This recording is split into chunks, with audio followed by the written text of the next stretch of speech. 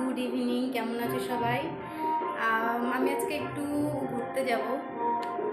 So ready হয়েছি, দেখো কেমন লাগছে আমাকে। তো যাব একটা রেস্টুরেন্টে।